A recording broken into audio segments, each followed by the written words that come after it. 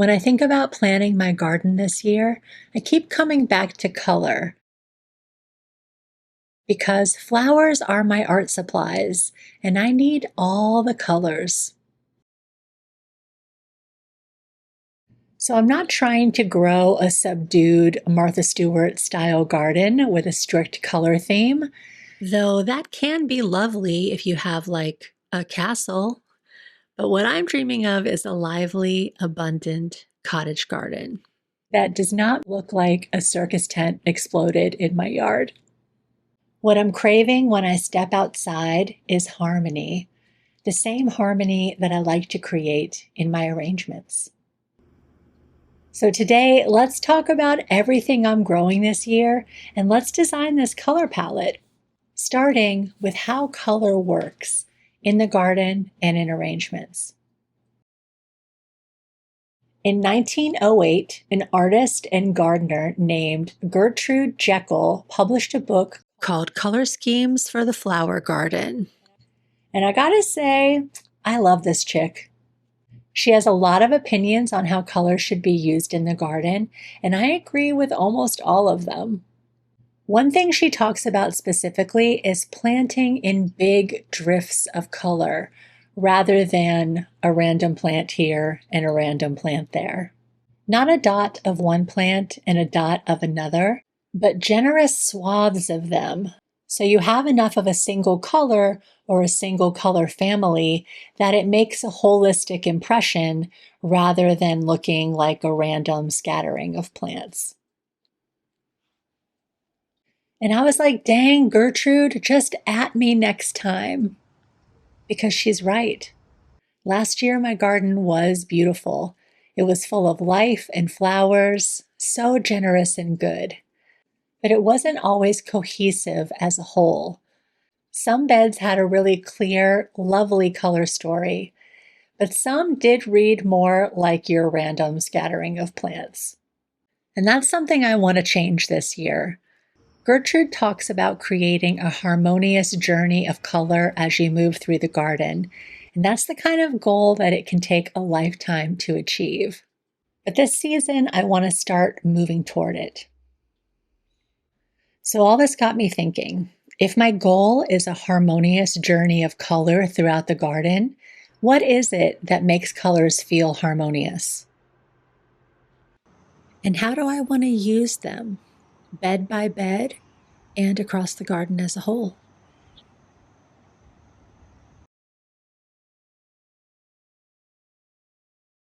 One option is the monochrome scheme, one color or many shades of a similar color. I love this one. Then there's analogous color schemes. These are colors that sit right next to each other on the color wheel.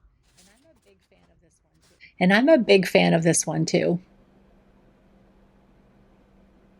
Then we have our more contrasty scheme using complementary colors. Those are colors that sit opposite from each other on the color wheel. Red and green, blue and orange, purple and yellow. These aren't always my personal favorites. They can feel a little bit loud to me, but there are times when they're really striking. What makes a big difference is the tone of the colors. Pale buttercream yellow and a light lavender look very different together than a bright purple and a punchy yellow. Pastels tend to sit more gently together because they have a lot of white in them, and white bridges the difference between the colors and looks really lovely to my eye. But ultimately, you should listen to your eye.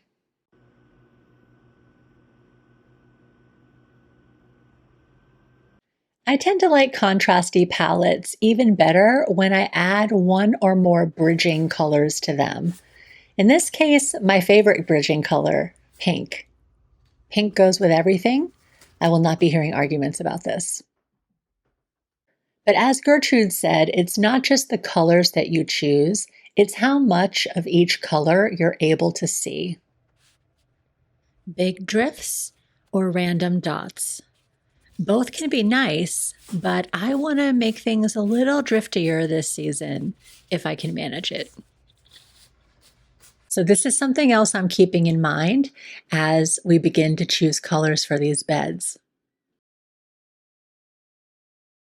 Let me start by reiterating, I am growing all the colors this year. My challenge is, how do I do that in a way that feels gentle, peaceful, harmonious? So here's the main space we're working with today. This is our back garden. The kitchen beds are up front, closer to the house. That's tomatoes, peppers, asparagus, all the stuff my husband loves to grow. Behind those are the flower beds. 4 main growing areas in the ground, plus raised beds back up against the fence. Each individual bed will have its own color harmony. And across beds, the whole garden will start to feel like one big color palette. So let's start back here along the fence. I had this raised bed in the corner, and the plants were so happy there that we decided to add 2 more. Since these all read as one visual unit, I'm planting them all with a similar color story of warm sunset tones. But what I'm hoping to create here is a sort of gradient. From pale, soft colors on the left through bold, saturated ones on the right. Against the warm fence and the terracotta beds, I think this is going to glow. Because I'm growing seed mixes in these beds, I can't get too exact about which color is going to land where, so I'm focusing on the overall feeling. A wall of warm colors, softened by the greenery of the celosia and all the other green stuff growing in the garden. Okay, next, the bed to the right of the plum tree. We call this the crescent bed, and my vision for this is warm-toned perennials. Some are already established from last year, but for some reason I planted a blue balloon flower right in the middle of all of this. I guess we'll see how that goes. Down here, I will add more warm tones, both soft and bright. I love how this palette echoes the gradient behind it, but also sort of transitions us to a cooler toned bed in the front. And I've already planted it out fully in a soft, cool color palette for spring. By midsummer, these flowers will fade, and I will replace them with autumnal burgundies, oranges, and purples.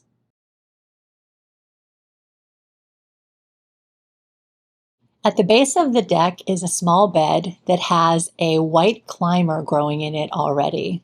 This bed, I'm thinking monochrome, tones from white through pink, all the way up to a deep raspberry.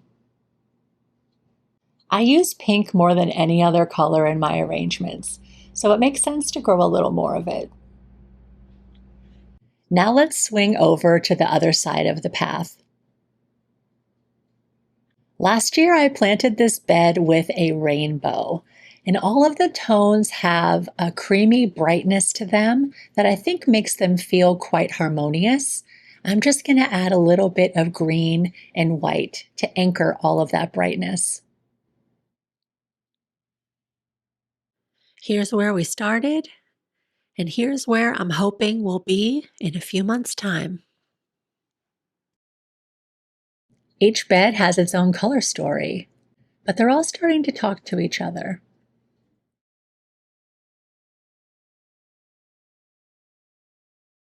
So now let's talk about the flowers I'm using to create all of these colors.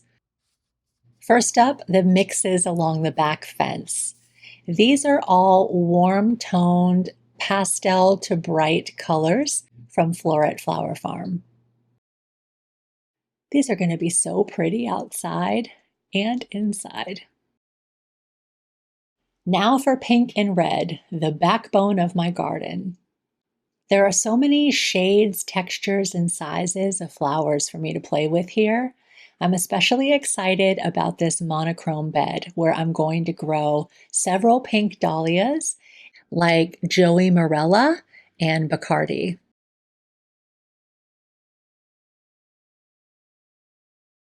Now for our pops of orange and coral and peach. I think the terracotta yarrow is going to be a star here. So vibrant and so soft at the same time.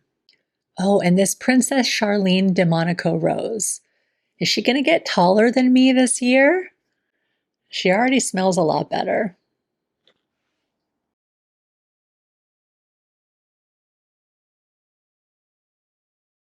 Yellow injects joy into the garden and into arrangements, and I am giving myself many different shades to play with, from creamy and pale to full saturated buttered popcorn. Plus, this honey Dijon rose. Now that she's planted in the ground, I can't wait to see how big she gets.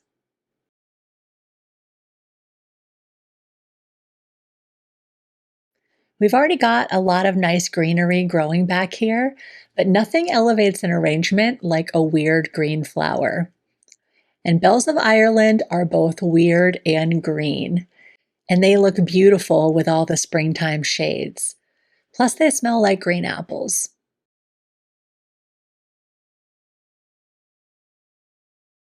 Now for the most elusive color in the flower color wheel, blue.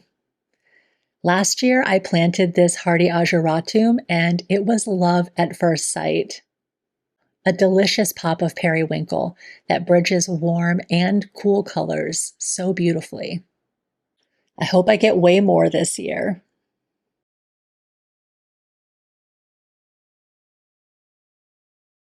Next, a whole spectrum of purples. This misty lavender larkspur is a new variety to me.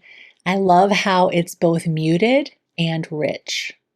Imagine this with a soft coral colored rose. I die.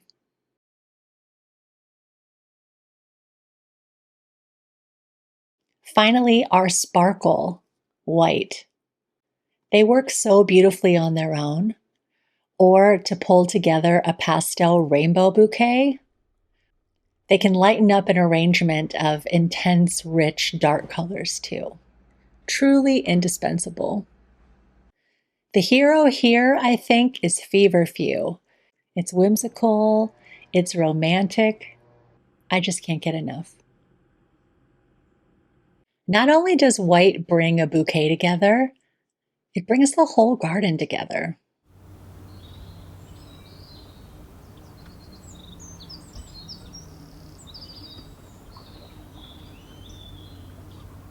One thing I love about designing the garden this way is that each bed becomes its own bouquet palette.